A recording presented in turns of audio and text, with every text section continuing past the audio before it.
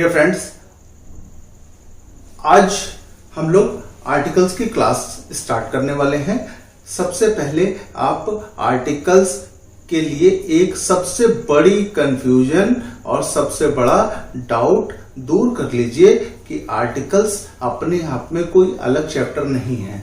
बस एक छोटा सा कॉन्सेप्ट आपको याद रखना है। वो कॉन्सेप्ट क्या है कि किसी संज्ञा कि हम पहचान अगर बताते हैं तो या तो हम उस संज्ञा के लिए निश्चित होते हैं कि हम भाई बहुत जैसे मैं कहूं कि ये भाई पेन मेरा है, मैं इस पेन को अच्छी तरीके से जानता हूं, इसका मतलब इस पेन के बारे में मैं पहचान आपको बता रहा हूं ना कि ये मेरा ही पेन है। यानी इस चीज की पहचान मुझको मालूम है ना।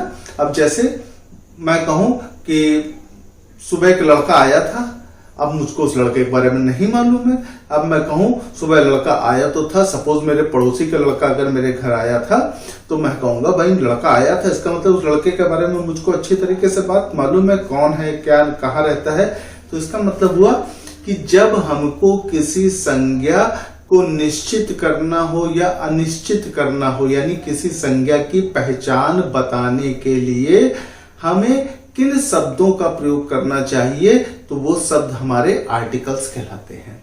अब इसका मतलब हुआ कि संज्ञा को निश्चित भी करना हो या अनिश्चित करना हो तो उसके लिए हमारे पास आर्टिकल्स होने चाहिए कि हमको निश्चित करना है क्या निश्चित करना है। तो इसका मतलब हम आर्टिकल्स को दो पार्ट्स में बांट सकते हैं। जब हमको निश्चित करना हो तो उसके लिए हम आर्टिकल्स दा का प्रयोग करते हैं। किसका प्रयोग करते हैं? दा का प्रयोग करते हैं। यही हमारा आर्टिकल्स डेफिनेट आर्टिकल कहलाता है। जैसे दा का जो माने क्या दिया हुआ है, इसको दा भी पढ़ते हैं, दी भी पढ़ते हैं। इसको अगले वीडियोस में हम लोग जानेंगे कब दा पढ़ते हैं कब दी पढ़ते हैं। फिलहाल आज आपको ये जानना है कि इसका अर्थ क्या है। यही, जो, यही और कोई नहीं, या वही और कोई नहीं, ये किसके माने हैं? दा के। यानी जब हमको किसी संज्ञा को डेफिनेट बनाना हो, निश्चित करना हो या उसकी पक्की पहचान बतानी हो तो हमको किसका प्रयोग करना है? दा का। इसी तरीके से जब हमको संज्ञा के बारे में विशेष जानकारी ना हो, यानी पहचान अच्छे तरीके से ना मालूम हो, तो हम उस संज्ञा के पहले किसका प्रयोग करेंगे?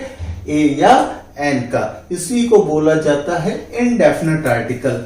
और ये इसका जो अर्थ है वो क्या है? एक या कोई। अब फिर एक कंफ्यूजन आपके सामने और कि साहब एक कोई गिनती वाला नहीं है। अगर गिनती वाला होता तो 1 2 3 4 कहता मैं आपसे। तो इसका मतलब यहां पर इसका पहले शाब्दिक अर्थ समझ लें कि एक का शाब्दिक अर्थ आखिर हिंदी में है क्या। तो सबसे पहले तो बात ये समझ लो, अगर गिनती गिनी जा रही है तो हमको 1 2 3 का प्रयोग करते हैं, लेकिन यहां मैंने ए या एन का प्रयोग कर रहा हूं मैं आपके सामने। अब जैसे मैं आपसे कहूं कि एक लड़का यहां आया था, सुनहरी रात में एक चोर आया था, तो यहां पर एक शब्द जो मैं प्रयोग कर रहा हूं ये गिनती के लिए नहीं है, मैं उसको काउंटेबल नहीं बना रहा हूं। बस ये बात करी जा रही है कि जब हम किसी चीज के बारे में न जानते हो, अनिश्चित हो उस चीज के बारे में, तो उस सिचुएशन में हमारे मुंह से हमेशा हिंदी में एक निकलता है। यानी जैसे मैं कहूं एक बात सुनी है, अब भाई कौन सी बात सुनी है ये तो मालूम नहीं है, तो उस सिचुएशन में हमको यानी किसका प्रयोग करना है? उस संज्ञा के पहले ए या एन का। तो हमको एक छोटी सी बात ये समझ आ गई है कि जब किसी संज्ञा की हमको पहचान बतानी होती है, यानी हम निश्चित हो जाए कि हम उस संज्ञा को यानी उस चीज को बहुत अच्छे तरीके से जानते हैं, तो हमको उसके पहले दा लगा देना चाहिए। क्या लगा देना चाहिए? दा लगा देना चाहिए।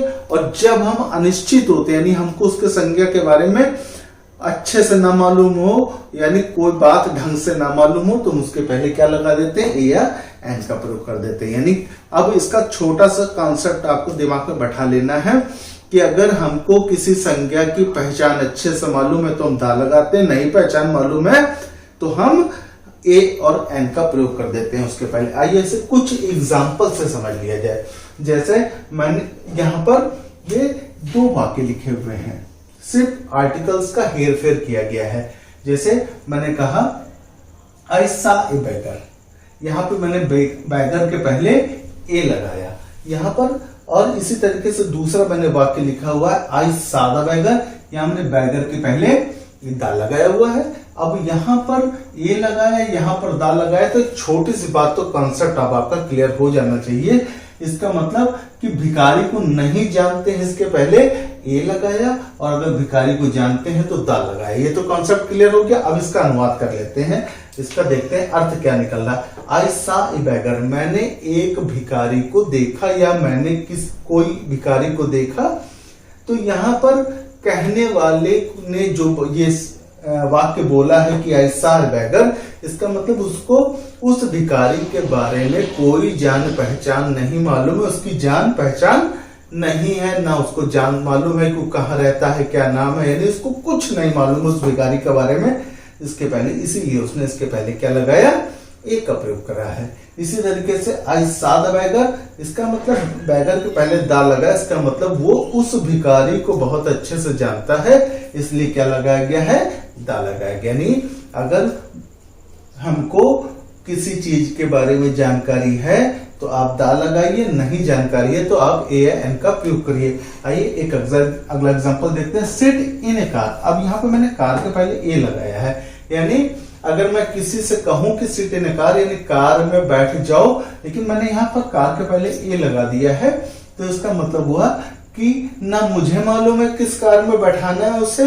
और ना सुनने वाले को मालूम है कि भाई किस कार में बैठना है, यानी कार की कोई जानकारी नहीं है, इसीलिए हमने क्या लगा दिया, इसके पहले ए लगा दिया। इसी तरीके से सिट इन द कार, तो इसका मतलब क्या हुआ कि कार के बारे में अच्छे से जानकारी है, कार के बारे में अच्छे से जानकारी, यानी सिट इन द कार, यानी कहने वाले को भी मालूम है भाई किस कार में बैठना है, सुनने वाले को भी मालूम है किस कार में बैठना है।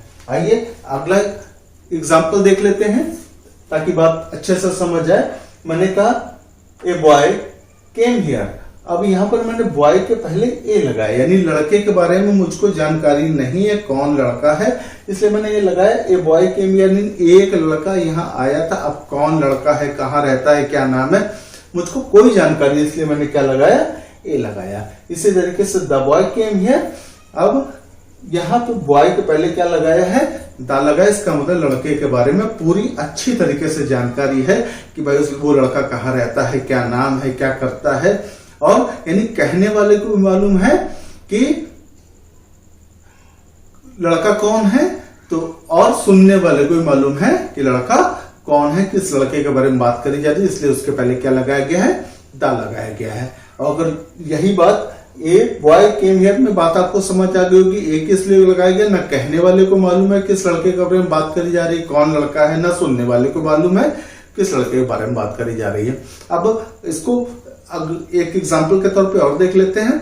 मैंने कहा कि ब्रिंग ए पेन, अब मैंने कहा एक पेन लाओ। अब इसका मतलब जो मेरी बात सुन रहा है वो इसको ये बात समझ आ रही है भाई इनको पेन के बारे में जानकारी नहीं है कि कौन सा पेन ये मांग रहे, बस इनको पेन चाहिए, कोई भी पेन उठा के दे दिया जाए इनको।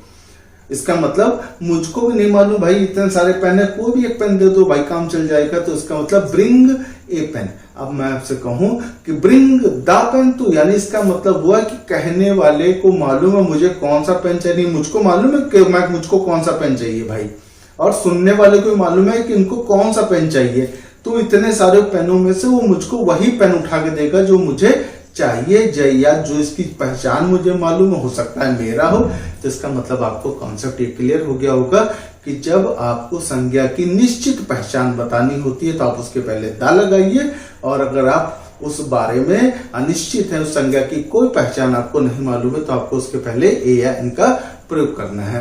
अब आप ये कॉन्सेप्ट को दिमाग में बैठा करेंगे और धीरे धीरे सारे वीडियोस को देखिए।